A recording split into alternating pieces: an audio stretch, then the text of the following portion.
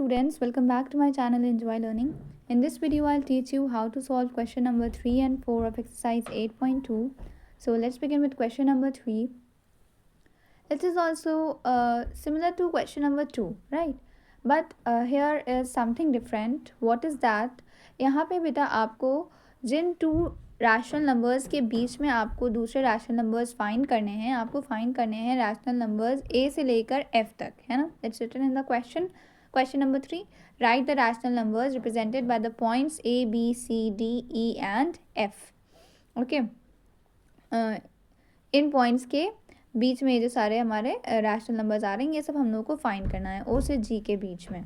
अब बट यहाँ पे अगर हम लोग देखें तो ओ कौन सा नंबर है? ओ इज इक्वल टू 0 है और जी इज इक्वल टू 15 है ना? बट हम लोगों ने क्वेश्चन 2 में कैसे करा था? क्वेश्चन 2 में जिन टू रैशनल नंबर्स के बीच में हम लोग को फाइंड करने थे वो एक के बाद एक आते थे, है ना? मतलब वो कॉन्सिक्यूटिव नंबर्स थे. जैसे कि देखिए 2 में आपको एक तो -2 और -1 के बीच में फाइंड करना था और दूसरा 3 और 4 के बीच में फाइंड करना था. तो जब कॉन्सिक्यूटिव नंबर्स होते हैं, एक के बाद एक आने वाले नंबर्स होते हैं, तो उनका तो बहुत ही सिंपल हो जाता है कि बस जितने फाइंड करने हैं उसमें +1 करके न्यूमरेटर और डिनोमिनेटर दोनों में मल्टीप्लाई कर दें और फिर बस एक के बाद एक हमारा लिखते जाते हैं और हमें सारे बीच के मिल जाते हैं. बट यहाँ पे थोड़ा सा डिफरेंट करना है क्योंकि देखिए बेटा ये जो क्वेश्चंस हैं इनमें आपका ये क्राइटेरिया है. क्या क्राइटेरिया है? कि ओ से ए तक की ये जो गैप है ना, O A should be equal to A B should be equal to B C, है ना? ये क्वेश्चन में गिवन है. देखिए ये सब क्या होने चाहिए? आपस में इक्वल होने चाहिए. मतलब ये जो रैशनल नंबर्स हैं इनके बीच का जो गैप है वो इक्वल होना चाहिए. तो इस वजह से आपको कुछ रूल फॉलो करना होगा, ठीक है? इसी तरीके से आपको देखिए 2 में भी गिवन था कि बीच का गैप जो है वो सेम होना चाहिए, है ना? बट वहाँ पे क्योंकि कॉन्सिक्यूटिव थे तो इसीलिए बस 1 का गैप करके हम लोगों ने अपने सारे फाइंड कर लिए थे जो एक के बाद एक आने वाले थे. बट यहाँ पे वैसा नहीं होगा. यहाँ पे आपको थोड़ा सा डिफरेंट करना होगा. So let's see the solution of question number 3. First of all तो आपको वही काम करना होगा जो हम लोगों ने अभी तक किया कि ओ क्या है और जी क्या है वो लिखा. और अगर वो रैशनल नंबर के फॉर्म में नहीं गिवन है तो हम लोग को रैशनल नंबर के फॉर्म में लिखना होगा. मतलब उनके फॉर्म में अगर कुछ नहीं है so we will put 1. After that हमें काउंट करना होगा कि हमें कितने रैशनल नंबर्स फाइंड करने हैं, राइट?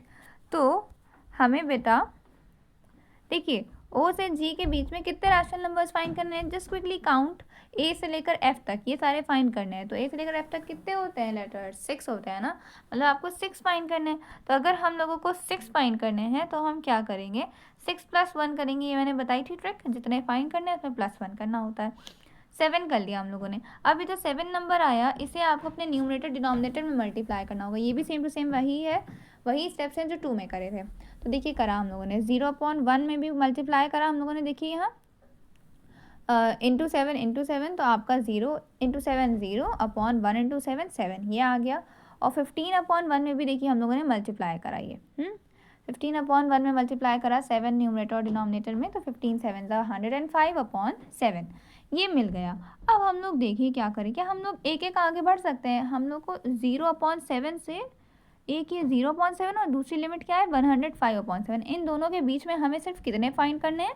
6 रैशनल नंबर्स फाइंड करने हैं ना. 0/7 किसके इक्वल है? 0 ही के तो इक्वल है ना.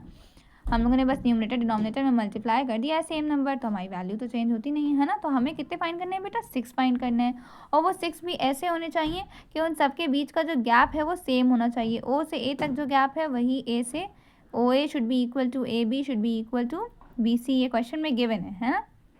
Like this. इस तरह से क्वेश्चन में आपके गिवन है. आप क्वेश्चन की स्टेटमेंट ध्यान से देखिए. क्वेश्चन में गिवन है मतलब बीच के जो गैप है वो इक्वल होने चाहिए. But no need to have any problem. इसके लिए भी हमारे पास आपके लिए एक बहुत ही ईजी ट्रिक है बेटा. आपको बस ये देखना है कि 0 के अलावा जो दूसरी बाउंड्री है, जो दूसरा रैशनल नंबर आपको पता है जिसके बीच में आप लोग को फाइंड करना है वो कौन है? वो है इस केस में 15. कौन है इस केस में बेटा? 15 है. तो बस आपको 15 का टेबल पढ़ना होगा. क्या करना होगा? 15 का टेबल पढ़ना होगा और आपका आंसर्स आते चले जाएंगे. 15 का टेबल पढ़ना होगा जब तक कि आपका 105 ना आ जाए, ठीक है? और आपके बीच के सारे जो अननोन रैशनल नंबर्स हैं वो सब फाइंड होते जाएंगे एक के बाद एक.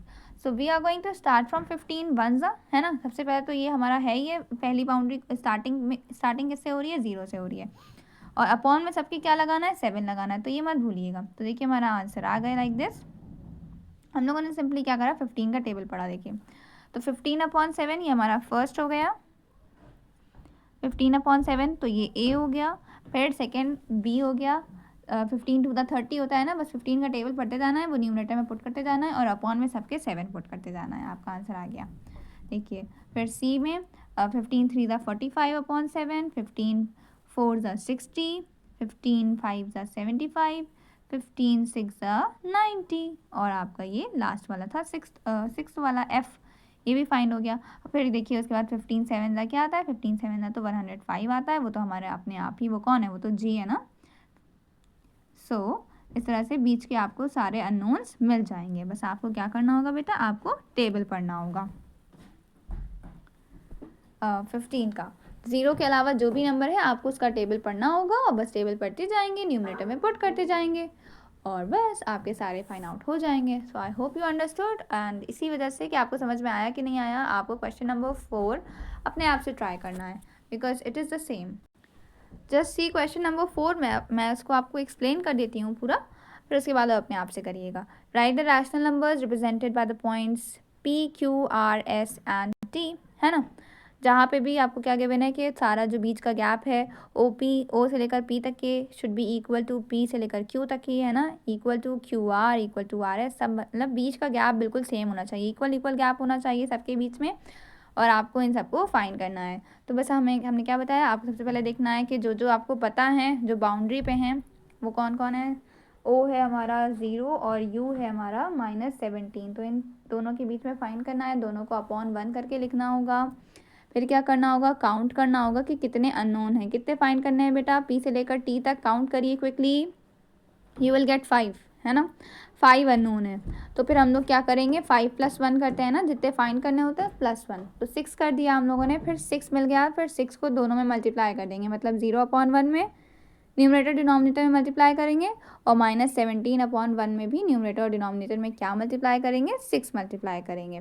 फिर उसके बाद आपको ये दोनों एंड पॉइंट्स मिल जाएंगे। फिर बेटा आपको क्या करना है, आपको अब देखिए 0 के अलावा दूसरा नंबर कौन है यहाँ पे, 0 के अलावा दूसरा नंबर है -17, तो बेटा आपको 17 का टेबल पढ़ना है। क्या पढ़ना है 17 का टेबल पढ़ना शुरू करना है और आपको सारे आंसर्स मिलते चले जाएंगे। बट एक चीज़ का ध्यान रखना है कि जब आप 17 1 17 करेंगे, 17 2 34 करेंगे, तो उन जो न्यूमरेटर्स में आप ये नंबर लिखेंगे 17 34, इन सब के आगे माइनस साइन लगाना ना भूलिएगा, क्योंकि ये देखिए ये सब -17 में हम सब मल्टीप्लाई कर रहे हैं ना, 17 का टेबल पढ़ रहे हैं बट एक्चुअल में नंबर क्या है -17, तो न्यूमरेटर में सब में माइनस लगेगा और अपॉन में क्या रहेगा, अपॉन में आपका 6 आएगा, क्योंकि हम लोगों ने 6 ऊपर नीचे मल्टीप्लाई किया था।